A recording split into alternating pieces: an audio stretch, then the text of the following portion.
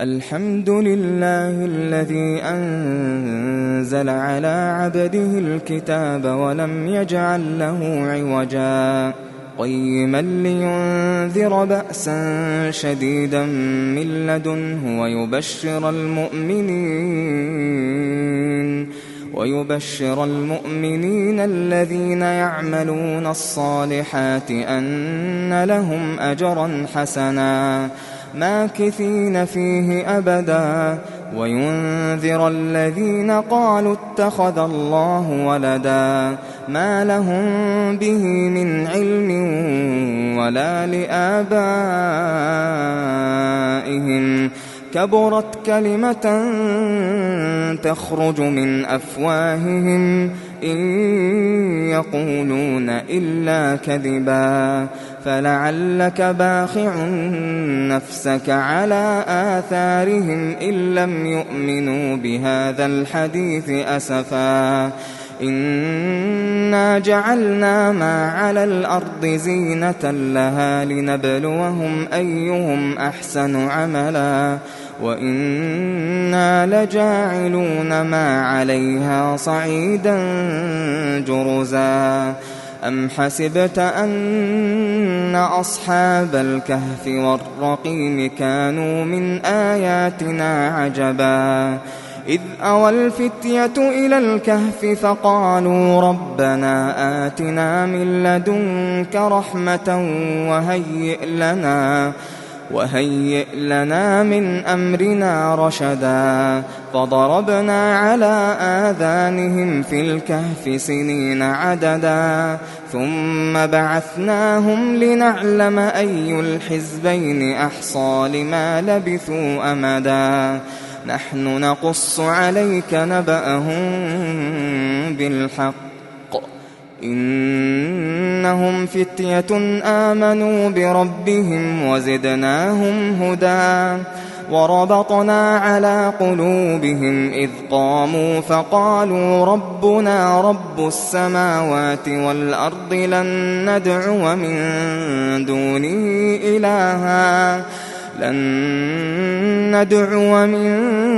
دونه إلها لقد قلنا إذا شططا هؤلاء قومنا اتخذوا من دونه آلهة لولا يأتون عليهم بسلطان بين فمن أظلم ممن افترى على الله كذبا وإذ اعتزلتموهم وما يعبدون إلا الله فأووا إلى الكهف ينشر لكم ربكم من رحمته ويهيئ لكم من أمركم مرفقا وترى الشمس إذا طلعت تزاور عن كهفهم ذات اليمين وإذا غربت تقرضهم ذات الشمال وهم في فجوة منه ذلك من آيات الله من يهد الله فهو المهتد ومن يضلل فلن تجد له وليا مرشدا وتحسبهم أيقاظا وهم رقود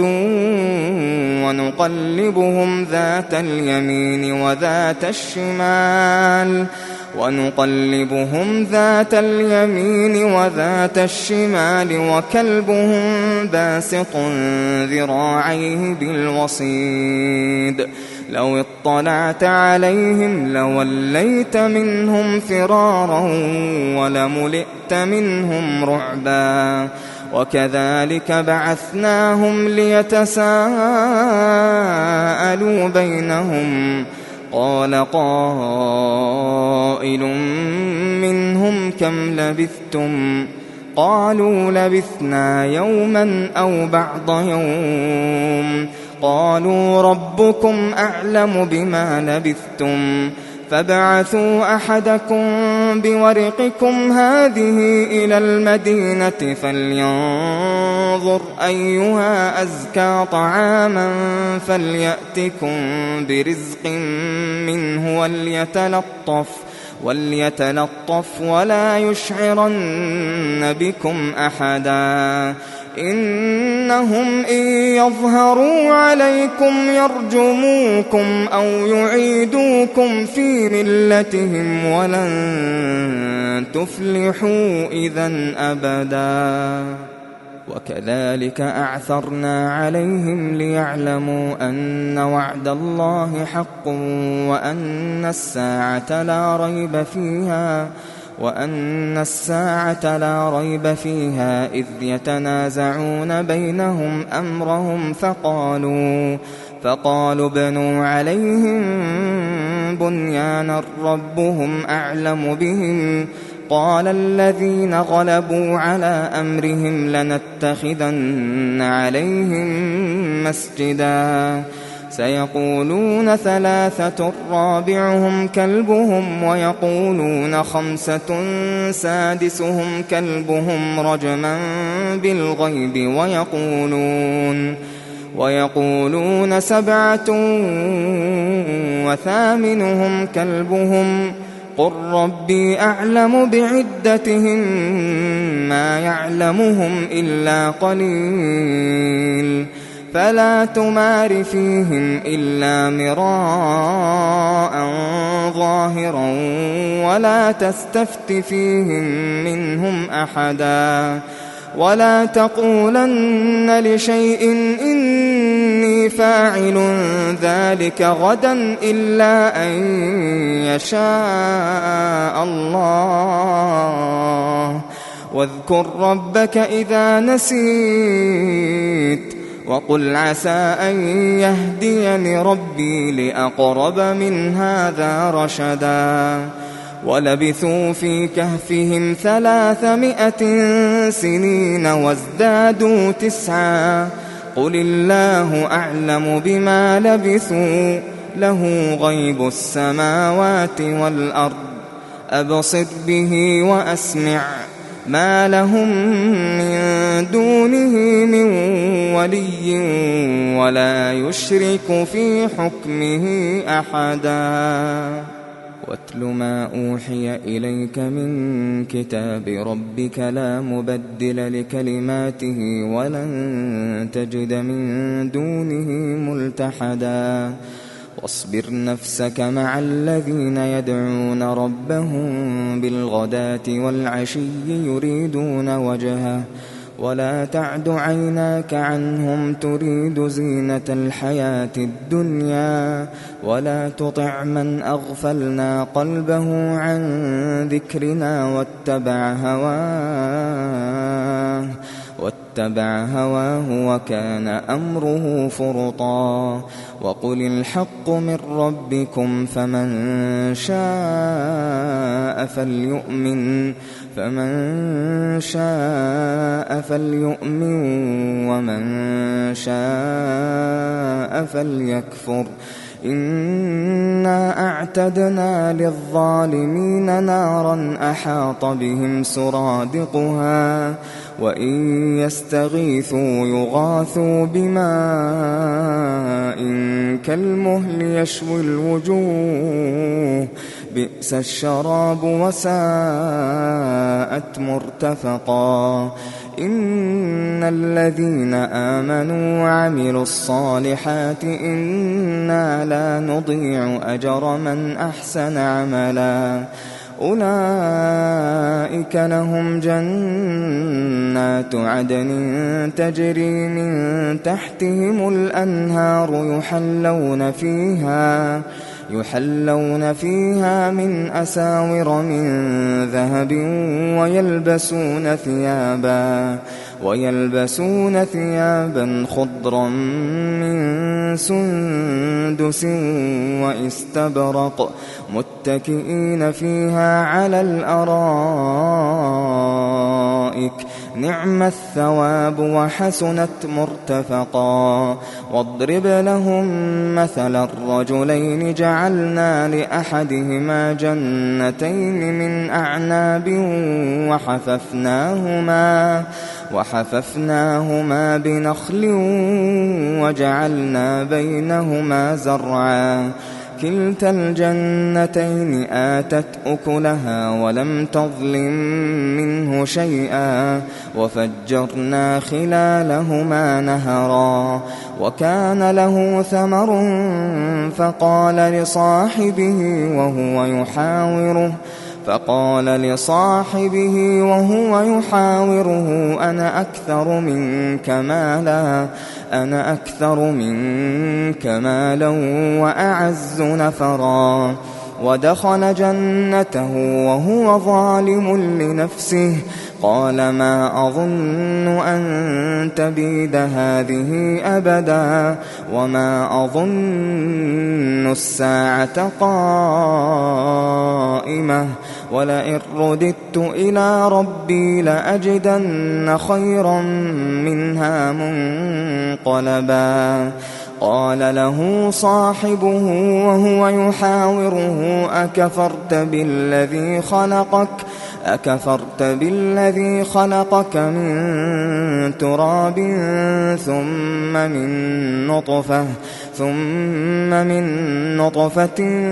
ثم سواك رجلا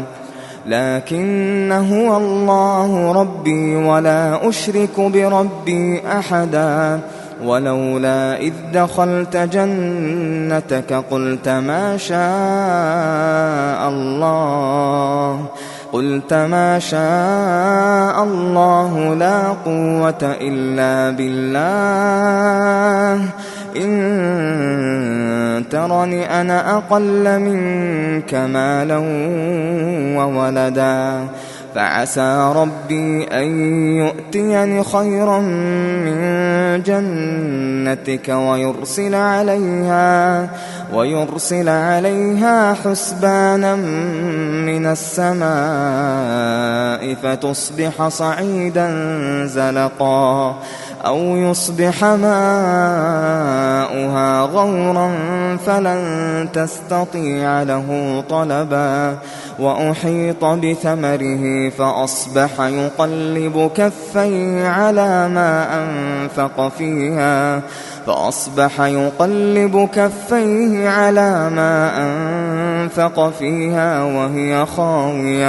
وهي خاوية على عروشها ويقول يا ليتني لم أشرك بربي أحدا ولم تكن له فئة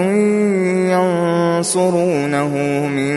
دون الله وما كان منتصرا هنالك الولاية لله الحق هو خير ثوابا وخير عقبا واضرب لهم مثل الحياة الدنيا كماء إن أنزلناه من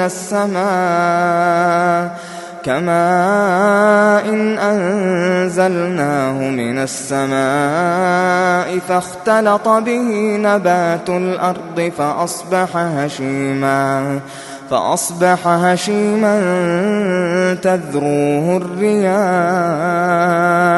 وكان الله على كل شيء مقتدرا المال والبنون زينة الحياة الدنيا والباقيات الصالحات خير عند ربك ثوابا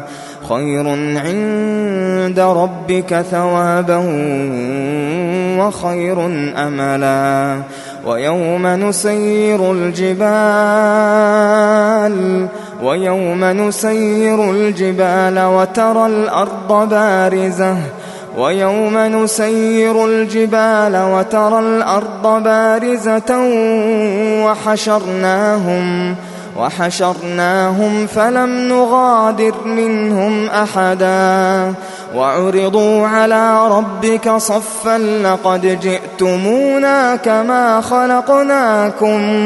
لقد جئتمونا كما خلقناكم أول مرة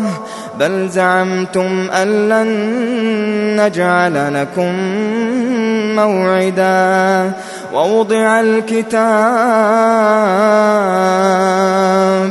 ووضع الكتاب فترى المجرمين مشفقين مما فيه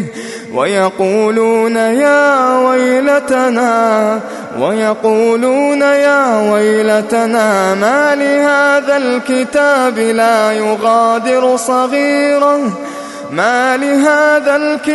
لا يغادر صغيرة ولا كبيرة إلا أحصاها ووجدوا ما عملوا حاضرا ولا يظلم ربك أحدا. وإذ قلنا للملائكة اسجدوا لآدم فسجدوا إلا إبليس كان من الجن ففسق عن أمر ربه أفتتخذونه وذريته أولياء من دوني وهم لكم عدو بئس للظالمين بدلا. ما أشهدتهم خلق السماوات والأرض ولا خلق أنفسهم وما كنت متخذ المضلين عضدا. ويوم يقول نادوا شركائي الذين زعمتم فدعوهم فلم يستجيبوا لهم وجعلنا بينهم موبقا. ورأى المجرمون النار فظنوا أنهم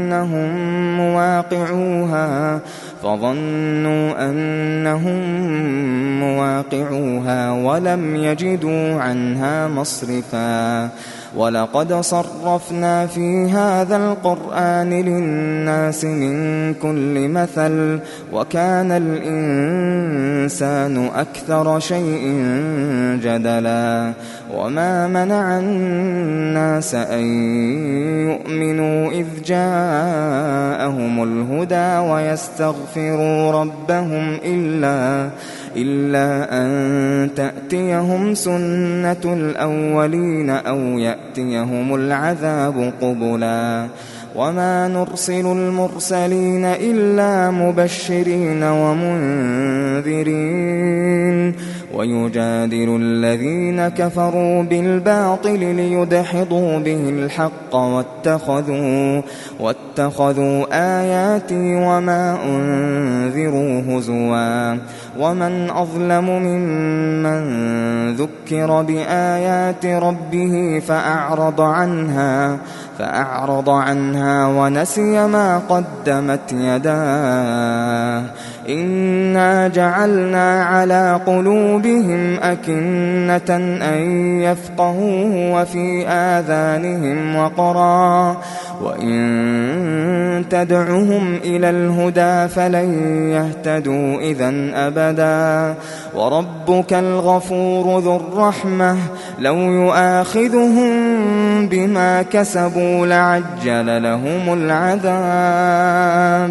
بل لهم موعد لن يجدوا من دونه موئلا. وتلك القرى أهلكناهم لما ظلموا وجعلنا لمهلكهم موعدا. وإذ قال موسى لفتاه لا أبرح حتى أبلغ مجمع البحرين أو أمضي حقبا. فلما بلغا مجمع بينهما نسيا حوتهما فاتخذ سبيله في البحر سربا. فلما جاوزا قال لفتاه آتنا غداءنا لقد لقينا من سفرنا هذا نصبا. قال أرأيت إذ أوينا إلى الصخرة فإني نسيت الحوت فإني نسيت الحوت وما أنسانيه إلا الشيطان أن أذكره واتخذ سبيله في البحر عجبا قال ذلك ما كنا نبغ فارتدا على آثارهما قصصا فوجدا عبدا من عبادنا آتيناه رحمة من عندنا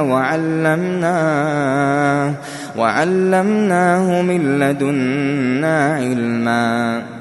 قال له موسى هل أتبعك على أن تعلمني مما علمت رشدا قال إنك لن تستطيع معي صبرا وكيف تصبر على ما لم تحط به خبرا قال ستجدني إن شاء الله صابرا ولا أعصي لك أمرا قال فإن اتبعتني فلا تسألني عن شيء حتى أحدث لك منه ذكرا فانطلقا حتى إذا ركبا في السفينة خرقها قال أخرقتها لتغرق أهلها لقد جئت شيئا إمرا قال ألم أقل إنك لن تستطيع معي صبرا قال لا تؤاخذني بما نسيت ولا ترهقني من أمري عسرا فانطلقا حتى إذا لقيا غلاما فقتله قال أقتلت نفسا زكية بغير نفس لقد جئت شيئا نكرا قال ألم أقل لك إنك لن تستطيع معي صبرا قال إن سألتك عن شيء بعدها فلا تصاحبني قد بلغت من لدني عذرا فانطلقا حتى إذا أتيا أهل قرية استطعما أهلها فأبوا أن يضيفوهما فوجدا فيها جدارا يريد أن ينقض فأقامه قال لو شئت لاتخذت عليه أجرا قال هذا فراق بيني وبينك سأنبئك بتأويل ما لم تستطع عليه صبرا أما السفينة فكانت لمساكين يعملون في البحر فأردت أن أعيبها وكان وراءهم ملك يأخذ كل سفينة غصبا وأما الغلام فكان أبواه مؤمنين فخشينا أن يرهقهما طغيانا وكفرا فأردنا أن يبدلهما ربهما خيرا منه زكاة وأقرب رحما وأما الجدار فكان لغلامين يتيمين في المدينة وكان تحته كنز لهما وكان أبوهما صالحا فأراد ربك أن يبلغا أشدهما ويستخرجا كنزهما رحمة من ربك وما فعلته عن أمري ذلك تأويل ما لم تسطع عليه صبرا ويسألونك عن ذي القرنين قل سأتلو عليكم منه ذكرا إنا مكنا له في الأرض وآتيناه من كل شيء سببا فأتبع سببا حتى إذا بلغ مغرب الشمس وجدها تغرب في عين حمئة ووجد عندها قوما قلنا يا ذا القرنين إما أن تعذب وإما أن تتخذ فيهم حسنا قال أما من ظلم فسوف نعذبه ثم يرد إلى ربه فيعذبه عذابا نكرا وأما من آمن وعمل صالحا فله جزاء الحسنى وسنقول له من أمرنا يسرا ثم أتبع سببا حتى إذا بلغ مطلع الشمس وجدها تطلع على قوم لم نجعل لهم من دونها سترا كذلك وقد أحطنا بما لديه خبرا ثم أتبع سببا حتى إذا بلغ بين السدين وجد من دونهما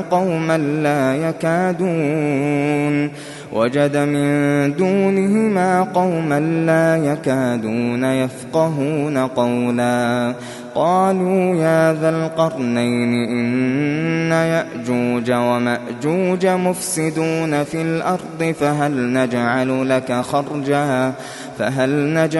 لك خرجا على أن تجعل بيننا وبينهم سدا قال ما مكني فيه ربي خير فأعينوني بقوة أجعل بينكم وبينهم ردما آتوني زبر الحديد حتى إذا ساوى بين الصدفين قال انفخوا حتى إذا جعله نارا قال آتوني أفرغ عليه قطرا فما استطاعوا أن يظهروه وما استطاعوا له نقبا قال هذا رحمة من ربي فإذا جاء وعد ربي جعله دكا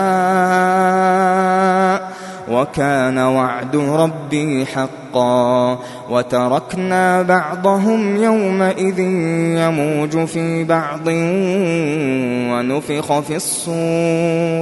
ونفخ في الصور فجمعناهم جمعا وعرضنا جهنم يومئذ للكافرين عرضا الذين كانت أعينهم في غطاء عن ذكري وكانوا لا يستطيعون سمعا أفحسب الذين كفروا أن يتخذوا عبادي من دوني أولياء إنا أعتدنا جهنم للكافرين نزلا قل هل ننبئكم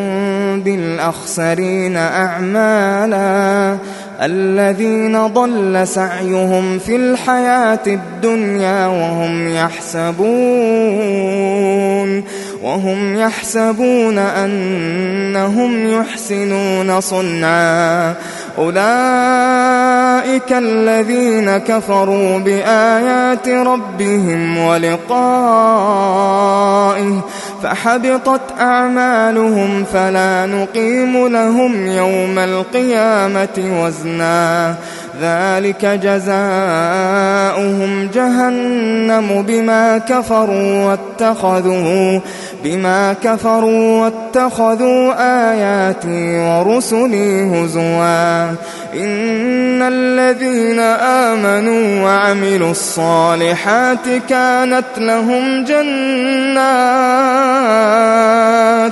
كانت لهم جنات الفردوس نزلا خالدين فيها لا يبغون عنها حولا قل لو كان البحر مدادا لكلمات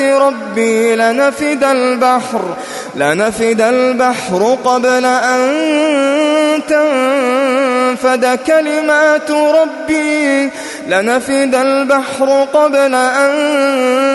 تنفد كلمات ربي ولو جئنا بمثله مددا قل إنما أنا بشر مثلكم يوحى إلي أنما إلهكم إله واحد فمن كان يرجو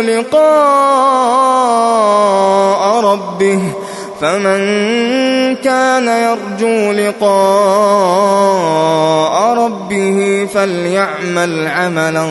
صالحا